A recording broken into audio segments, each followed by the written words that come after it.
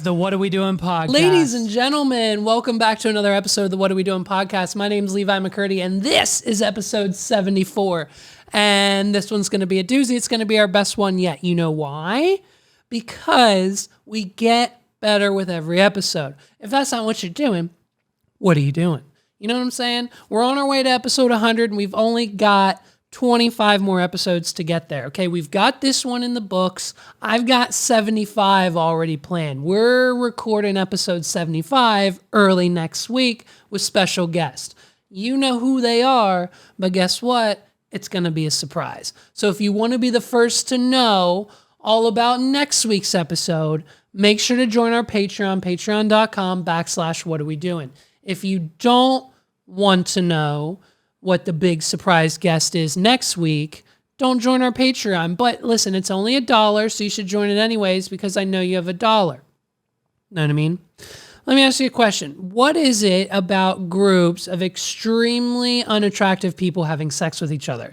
Like, I think most of my audience would agree, and I think most of my audience falls in this category. Megs and I are attractive people, okay? I'm sorry, I'm tooting my own horn. It's what I'm saying. I think it's true. We're not catches. We're not freaking Kylie and Chloe out here, okay? But we're, 6, 7 out of 10 maybe on a good day. Let's get dolled up, maybe 7.5, 8.0 maybe. Okay, but on an average day, we're not disgusting.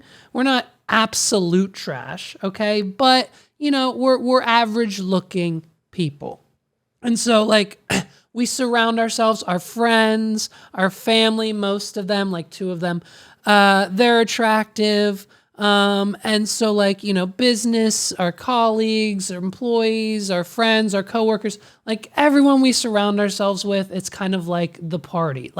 We take a selfie on Instagram with the group, it gets a bunch of likes because it's a bomb ass group of people. You know what I'm saying? So, I don't think, and we've all kind of talked about this as a friend group, none of us have experienced these sex escapades that these nerds be having.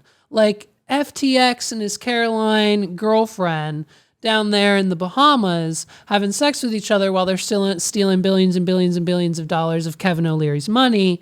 You know what I mean? That's not really what we're into.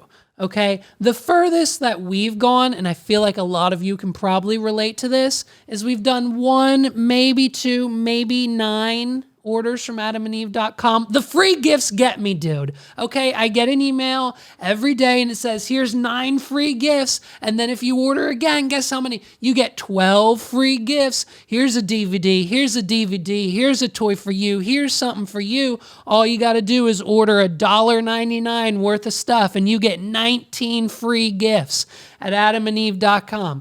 They got me every time. We ordered way too much. We ordered way too much. I'm sorry, but you can probably relate. You know what I mean? The emails are a little too much, and the free gifts get me every time. I'm a man. What can I say? I'm a man. By the way, I ate an entire bag of all-female M&Ms yesterday. I got a bag of the all-female M&Ms just to turn in my man card because I'm kind of tired of doing it. And I ate the whole bag, and they were delicious. The whole bag of all-female M&Ms was delicious. Okay? And that may or may not have been a sex metaphor. I'll let you decide. But to be honest with you, it wasn't. So I'm disgusting and just ate an entire bag of M&Ms. So now, and of course with the news of SBF and FTX coming out and the sex pad condo down in the Bahamas, let's not forget, all the while he was having sex with his doped up, amphetamine addicted co-core of a girlfriend, Caroline Ellis, who also stole a lot of money. And so, but who knew there was someone else in the family that had an equal amount of brain power as Caroline, okay? Her Satan-worshiping cousin, Maegan Hall. So Caroline Ellis's cousin walks in. I don't know if they're cousins. They might be. It's just fun to pretend they're cousins. Caroline Ellis's cousin, Maegan Hall, walks in. And if you don't know Maegan Hall, let me introduce you. A small-town Tennessee police station has been rocked by allegations of wild sexual misconduct after a married female police officer allegedly had steamy romps with 6 male officers. Officer Maegan Hall and her fellow law officers allegedly engaged in wild sexcapades. Sexcapades. I love that word. Sexcapades is the word of the year. SEXCAPADES. Sexcapades 2023, word of the year. Sexcapades that included sending dirty pictures, taking her top off, at a Girls Gone Wild hot tub party. I wasn't invited. And even having oral sex with 2 officers at the Tennessee police station. I mean, this can't be made up anymore.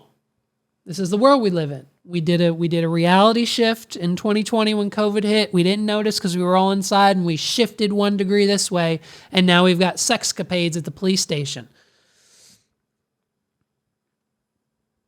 The steamy shenanigans in which Maegan Hall allegedly bragged about the size of one partner's genitalia, claiming to be in an open marriage, not only led to her being fired, but led to the firings of Sergeant Powell, Detective Shields, Officer Tyler, and a few more colleagues that she blew at the police station.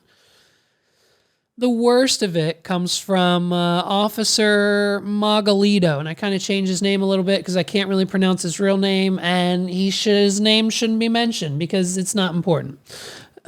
She blew him, you know what I mean? The worst of it comes from Officer Magalito, who admitted to having sex with Maegan Hall multiple times, not just once, multiple times. Claims that it all started when Maegan told him about the other officer's big black dick. Okay, listen, I swear to God, that's in there. That is in the article. It's in the testimony. It's in the investigation notes. This is what they testified. I can't make it up anymore. Episode 1, 2, 3 of this podcast, maybe I made some shit up. But now, dude, it just falls. It just falls in the lap of us. And this is the world we live in. This is what actually is happening. The article says, and I swear to God, I can't make it up anymore. The article says he told investigators that Officer Maegan Hall told him about Officer Powell's big black and claimed he had performed a sex act on him while the pair were on the clock in the precinct. Magalito also said he had seen Hall and another officer kissing while watching football at a party over the weekend. And Hall had even kissed his own wife, Amy. So now, not only is Maegan Hall running through the entire precinct, we got sergeants, detectives, officers, people in charge. We've got like 5 or 6 dudes that she's not only banging, but that she's blowing in the squad car. She's making out with another officer's wife after she just got done making out with another guy who she's not sleeping with, who's also not her husband, who's also at the party. I swear to God, that's what's happening here. So now she's hooking up with the wife of the officer that she's hooking up with, who's also not her husband. The officer said Hall's husband saw the kiss and told officials that the cuckold wasn't on board with the open relationship. That his wife was having a threesome with the officers, but continued to have a relationship with anyways. Well, you gotta divorce the bitch then, right? Listen to me. What happened was Hall went to her husband. She said, listen, Maegan went to her husband and said, listen, I need to have threesomes and I need to hook up with other people. I want to have an open marriage. And her husband said, yeah, I'm not really about that life.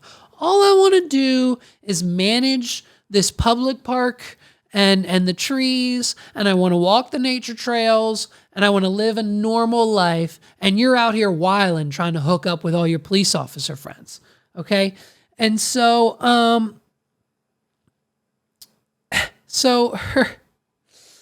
her poor cuck of a husband, and what's his name? Give me his name. What's his name? Jedediah.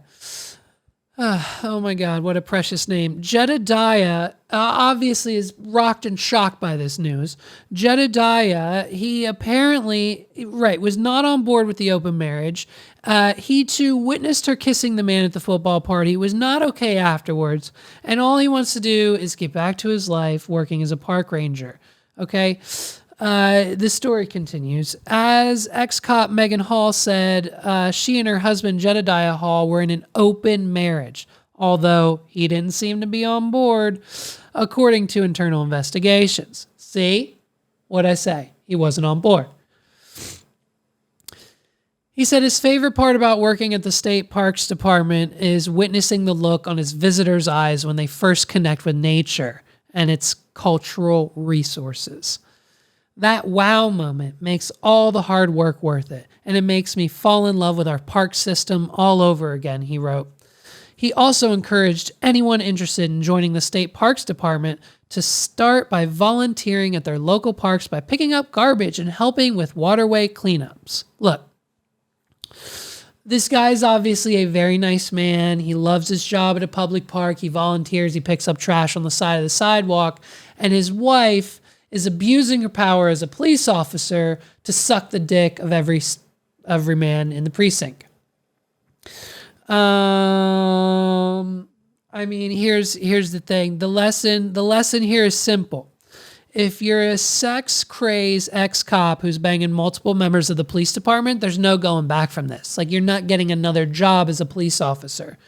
Your name will be forever in the Google archives, and it doesn't matter how many church services Maegan attends over the next 6 months.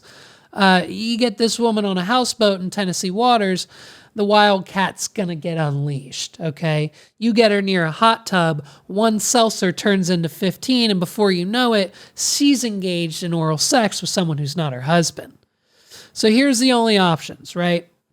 Obviously, Maegan's dreams of being a cop is over.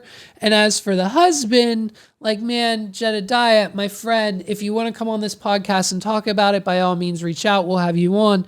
But you got to move on here, buddy. Okay, there's more fish in the pond, right? It's not, and this, you're what? She's not it. She's not it. She's 1 degree off from Caroline Ellis, and they're 1 degree off, from Sid the Sloth. So it's a little, you can do better. Listen, buddy, on a good day, you're like a 5 out of 10, bro. So step your shit up, become like a 6 or a 7, and then bag a chick that's sexy as fuck. You know what I'm saying? You can do way better than this. And so don't disrespect yourself by staying with someone SBF would definitely hook up with. SBF would definitely send your wife 300,000 FTX tokens and be like, yo, meet me here on this day. And she would show up, right? And you don't want to constantly, look, if you stay with her, you don't want to constantly be thinking about what she's doing every time she goes to Trader Joe's. Is she or is she not sucking the cock of the cashier?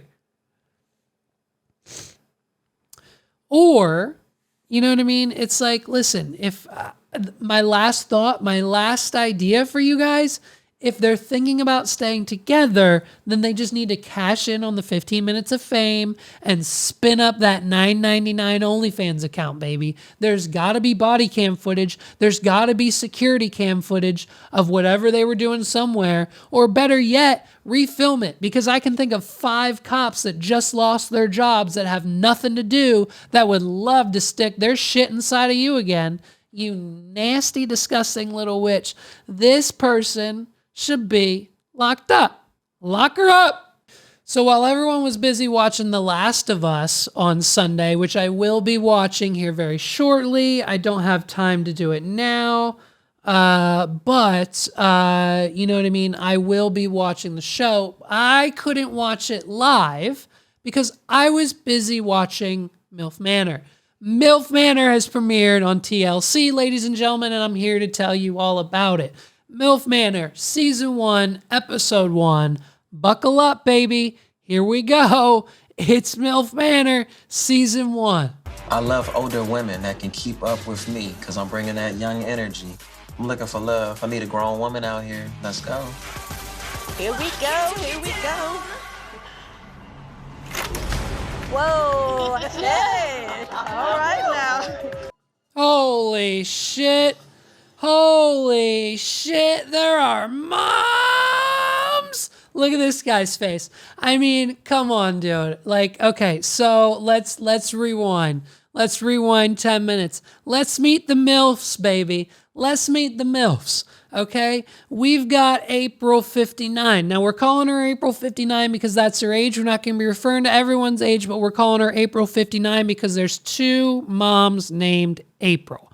We've got April 59. We've got Paula. We've got Sue Young. Her philosophy, sex yes, kissing no. She's sex positive, baby, and she's ready. Her name's Sue Young, but she not might be. You know what I'm saying? Then we've got April 43, okay? Then we've got Charlene. Then we've got Kelly with an E, a.k.a. Disco Mommy. Then we've got Stephanie with a Y. Then we got Shannon with an A. And then we've got Jane with a Y. All the MILFs have insane spelled names. And, dude, that's not the weirdest part of the show. That's just the beginning. Now all the girls, and so now all the girls are meeting each other, right? They're showing up one by one. This is how every intro episode works. They're all coming through the villa.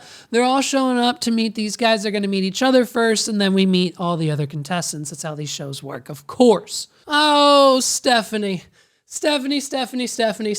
already knows.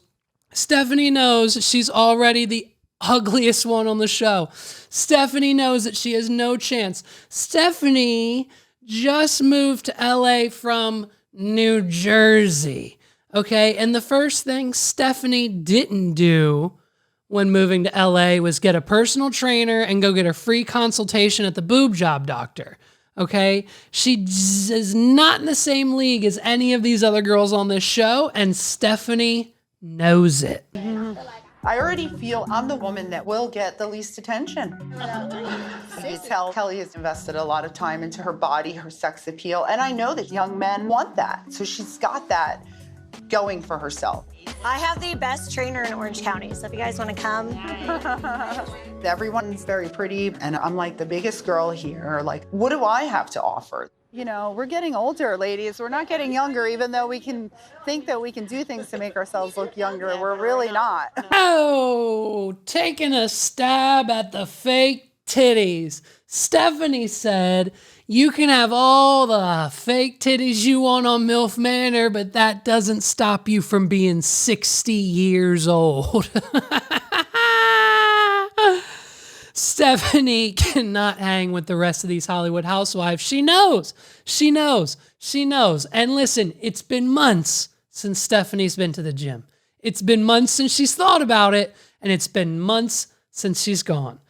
And you know, for some reason too, so now all the girls are meeting each other, and for some reason, I guess COVID destroyed the reality TV show host. I'm pretty sure the next season of Survivor, they're also going to have cell phones, and Jeff Probst is just going to text them and say, hey guys, meet me here. This is your next challenge, instead of, you know, like whatever else is happening. So we can't actually hire reality TV show hosts anymore.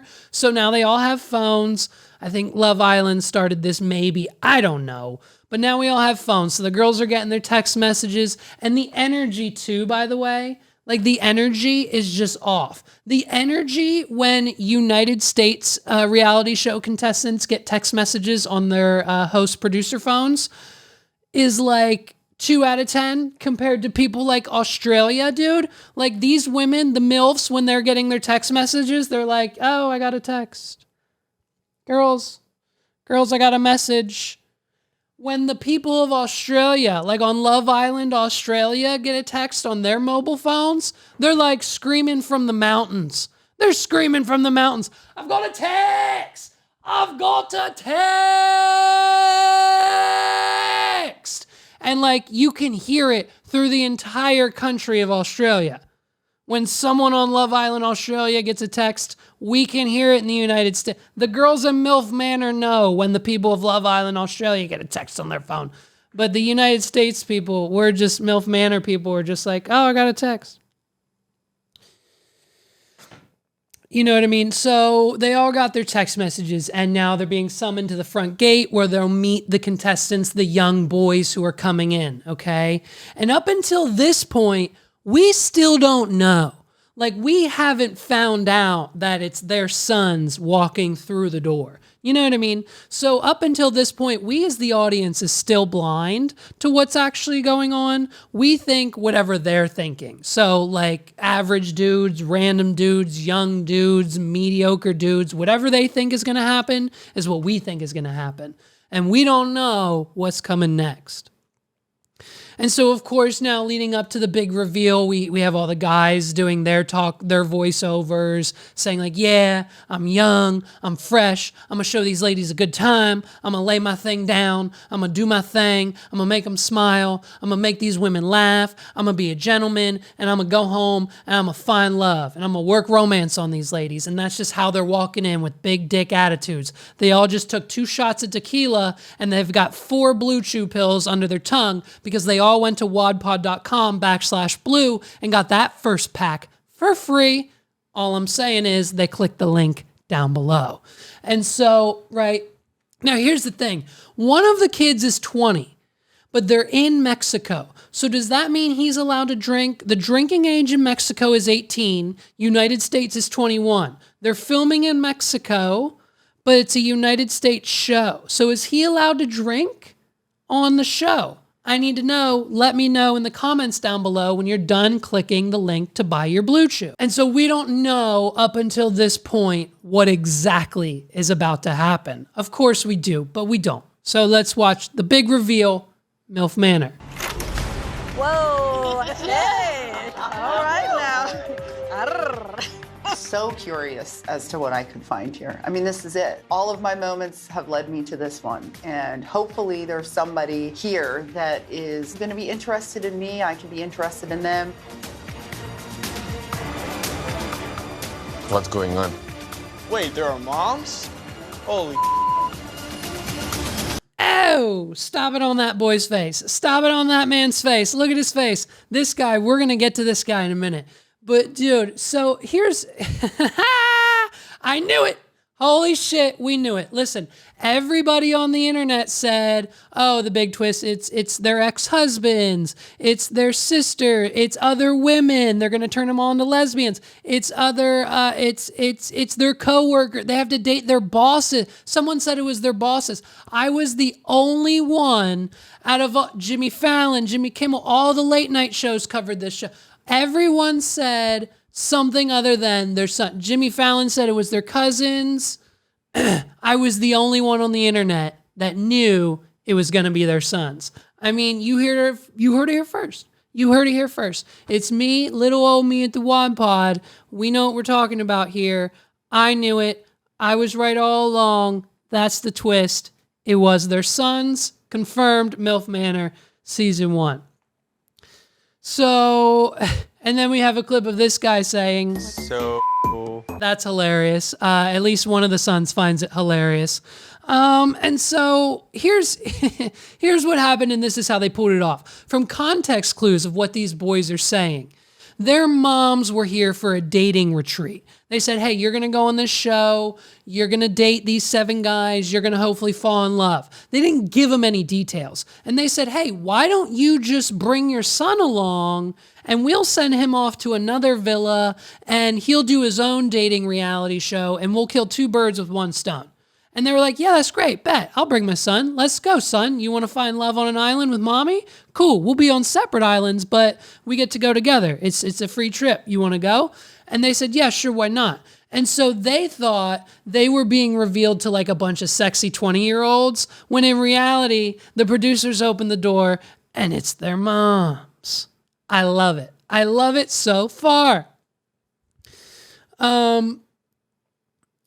So now obviously we jump into like interviews. Now all the moms are saying hi to their sons, and obviously the sons who are attracted to these women are jumping right in. They're getting names, they're hugging, they're taking them off for conversations. And so we're jumping back and forth to like interviews with the moms and the kids.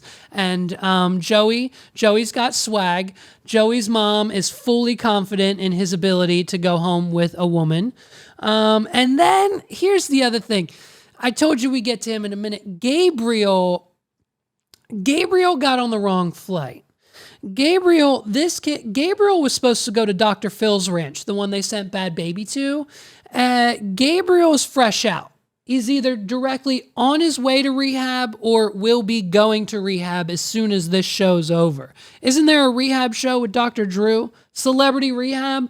Gabriel's trying to reboot Celebrity Rehab with Dr. Drew because that's exactly what he's portraying here. Gabriel needs some help, okay? Like, please tell me the villa has fentanyl strips. We have fentanyl testing strips in the school for Gabriel? Because they have them in the schools now. The schools have them. We got to check the coke for fentanyl, people, okay? We can't keep doing this. You got to keep a close eye on Gabriel, okay? Gabriel might murder one of the moms, okay? We might turn this into a whole new show. Gabriel scares me a little bit. If someone needs to get voted off this season, let's pick him. Gabriel and I are both here because we wanted to take this adventure. It literally fell in our lap from the heavens. And I can't. I'm sorry. Can you stop and just let me talk? Can you do it again? Can you not say, why are you saying heavens? Because that's what I'm saying. I'm my own person. But can you stop interrupting me? So. I'm sorry. So now, and of course, the show comes with challenges, and they're swinging for the fence this year, baby. I mean, I didn't think we were going to start the season off this strong, but we're starting the season off this strong, okay? The challenge,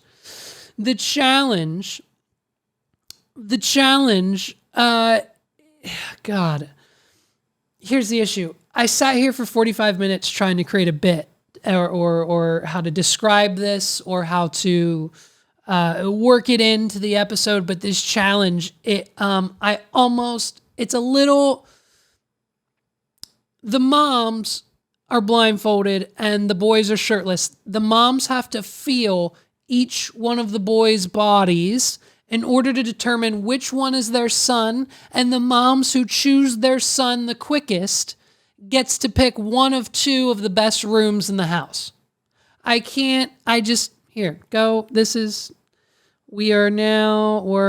at the challenge. I mean, there's only so many ways that we can. I need you guys to help me find my son if you want to hang out with me tonight. The two moms that figure out who their son is the quickest win the best suites in the whole house. I'm ready. I just hope she doesn't go below the waist whenever she's groping these guys, because that will be out of line. Out of line. You've never rubbed me up and down. Oh my God. Yeah, you don't know who's who, so. Joey? This is my son? Mama, you're one off!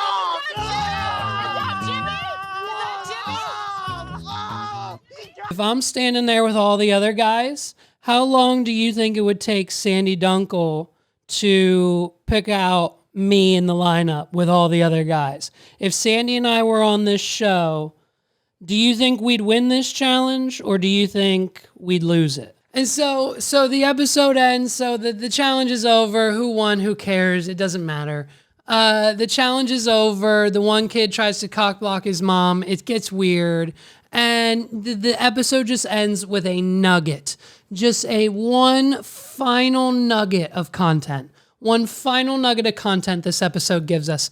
And I mean, so we zoom in on Soo Young's son, and he's discovering that this isn't just a game, okay? You gotta step up. If you want to win the heart of one of these girls, you gotta step up and not treat this as a game, okay? You can't be vanilla. You can't be vanilla. I'm a very big feet person. And Paula has these feet that I just want to like oil up and lather and just massage and get real warm, and then paint her toenails maybe a color and like suck the acrylic off them toes and shove in my mouth. Yeah. We can't be vanilla, bro. We got like moms here. Like we gotta really step our game up. No. Can't be vanilla, bro. You got moms here. Listen, fellas, listen. If you are not fully prepared by 20 years old, let alone 30 years old, to suck the acrylic paint off of your girl's toes, then what are we doing? Be a man and put that long as fuck second toe, or whichever one turns you on the most about your girl, find the sexiest toe and put that shit in your mouth, okay? If you're not sucking the acrylic off of a woman's toes, what are you doing? But that's episode 1, though. That's episode 1. It's episode 1, and I think, listen, based on the episode, I don't think anyone expected this. I think they told that, like, the guys thought they were dating young chicks, and the girls thought, you know, obviously they knew they were going to be younger guys, but, like, it didn't seem like anyone really, like, I mean, the one guy just said he's not head over heels for anyone. I think he thought there was going to be a bunch of 20-year-olds there. All I can say is buckle up. It's season 1 of Milf Manor, and it's going to be a wild ride until we get to March, until we advance ourselves 2 months from now and we get to March of 2023, because in March, we get the all-new TV show on TLC by the creators of Milf Manor, Seeking Brother Husbands. Okay? And, you know, here's the trailer for that. One woman having multiple husbands, but those husbands cannot have any other partners. I have 2 husbands who love me. There's definitely like a double standard when you know what I'm saying? So as soon as we're done season 1 of Milf Manor and figuring out how many MILFs find their forever boy, we're going to jump right into Seeking Brother Husband and find these women more husbands to fill their household with. I mean, TLC knocking it out of the park in 2023. It's going to be great. It's going to be great. And what else happened this week? What else is going on? What happened this week? Michael Bay is being canceled and charged criminally for killing a pigeon in Italy on the set of Underground 6. That's wild. Lock him up! Yeah, okay. Well, ladies and gentlemen, we are going to end this episode on a little bit of some positive news, a little personal update coming from our household. Megs is actually going to be leaving us come May. We're not breaking up. We're still together. But Megs has accepted a new job as the driver of the Nutmobile. Megs will be taking the Planner's Nutmobile around to over 200 events over the next 18 months. And she shows it off. She's going to be podcasting in it. She's going to be vlogging. They're going to have a YouTube channel. Megs is the new driver of the Planters Peanut Nutmobile. We saw someone posted about it on Facebook. It was like a sponsor post or an ad or something. And I said, sweetheart, you're not really doing anything. Why don't you apply?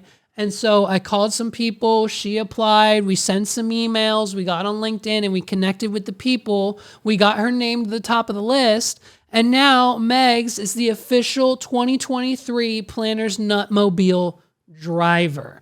We're gonna see if we can put a booster seat in it, and if we can, she's gonna have Ollie with her pretty much for the entire time. So Megs and Ollie might be hitting the road together in the Planters Nutmobile. So be on the lookout. We're gonna post a full schedule of like the events she's stopping at. So if the fans of the podcast want to go say hi, or if you want to meet her, I'm probably going along to most of them with her or meeting her in different places. So we might be able to do meetups for the podcast there, but be on the lookout for the Nutmobile coming to your town sometime soon. Again, we'll have the full schedule coming soon. But yeah, Megs is starting this new journey in her life. It was either this or van life, but she chose the Nutmobile because they offer $250,000 salary. So we're signing her up for that, and we can't wait to see where that adventure takes us. She's going to over 20 different states. 20 different states she'll be visiting, and over 200 events like nut eating competitions, nut offs, Virginia. She'll be in Virginia a lot. So it's crazy to think that there are over 200 events a year for the Nutmobile to go to. But just be on the lookout for that. I apologize to anyone else who applied. If you had your heart on becoming the Nutmobile driver for this year, it is unfortunately not up for grabs anymore. So, ladies and gentlemen, thank you so much for watching another episode of the What Are We Doing podcast. My name's Levi McCurdy, and if you want to check out any of our other episodes, by all means, please, there are playlists on this channel. They're all on Spotify, Anchor, YouTube, iTunes, wherever you get your episodes. Head on back and watch last week's episode, and don't forget to check out episode 75 coming next week. That one's going to be a special one as well. We can't thank our Patreons enough this week. It's Justin, Megs, Ariel, and Tim. Congratulations on the baby. You two deserve it. We love the promo images and movie posters there. They were fantastic. Shout out to you guys. And so, ladies and gentlemen, you need to go to wadpod.com/links to watch and listen and do everything you need to do to interact with this podcast. Check us out on Spotify. Run up those ads there. We're going to make twice as much money on this podcast as we made last year because thanks to you guys, we made a whopping $10.58. Round of applause for everyone who listened. Thank you guys so much. My name's Levi McCurdy. This has been another episode of the What Are We Doing podcast. Thank you so much for rocking with me. Peace out, everybody.